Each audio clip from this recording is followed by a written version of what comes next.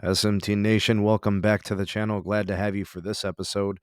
We have a lot of little tidbits, interesting insight from the executives over at Verizon. I just did the same type of video for T-Mobile, so if you're interested in that video, I'll put a end screen or whatever card for you guys to check that out. I'll also drop a link in the description box for that video. All right, so with Verizon, the CFO, just like we saw with the T-Mobile CFO, all right, the chief financial officer spoke to investors at the Morgan Stanley conference today. All right, and we got insight on their 5G home, their fixed wireless access, the home internet, wireless home internet. They also talked about the broadband build, which is going to discuss their home internet options through wireline. They talked about C Band. I got it all for you in this video. All right, let's first start with C Band. All right, right off the rip, you guys probably want to know any insight. Are they going to go ahead and launch that on time in their January timeframe? Right. So the issue is there's potential risk of interference. The FAA and the aviation industry are concerned that there's going to be interference potential, and it's going to affect the ability of aircraft to take off and land. Anyways, Verizon seems very confident that they are going to reach a resolution very soon, and they are expecting a right on time delay relaunch or whatever within the 30 days of the original time frame. So we are absolutely expecting a January resolution and a January launch. So in my book, in my interpretation of this, we can expect C-band from Verizon in January. I don't see why not. We'll see what the exact date is. I'm sure Verizon will let us know. And if I find any sooner, I will give you guys an update. Also, as it pertains to C-band, the CFO also mentioned fixed wireless access or cellular home internet is going to be a 5G killer app. We got the same terminology and the same verbiage from T-Mobile, and Neville Ray, the president of technology, said the same thing. So being able to leverage all that spectrum that they have purchased, respectively from the two companies, going ahead and providing 5G home, and they're also talking up this LT home with the excess capacity.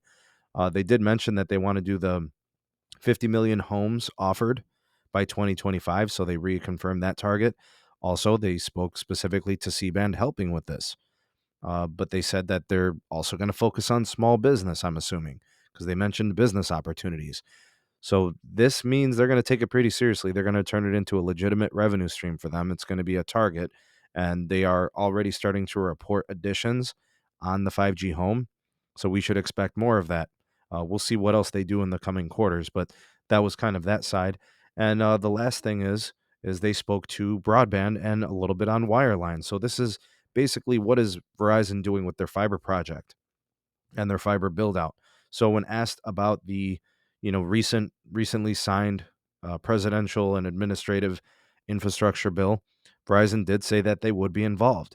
It didn't make it sound like they were going to be involved in a big way. It made it sound like they would be involved where it made sense.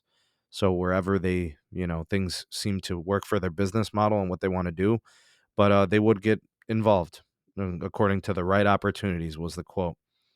So what that sounds like, guys and gals, is that they will do it where it makes money sense for them and where they can leverage it and take advantage of it well. But they're not gonna, bend over backwards trying to capitalize on it every which way. Like, say, for example, maybe AT&T or Comcast or Charter will do because that's their main business. So uh, those were the main highlights that I could find. All right, so fixed wireless is a 5G killer app.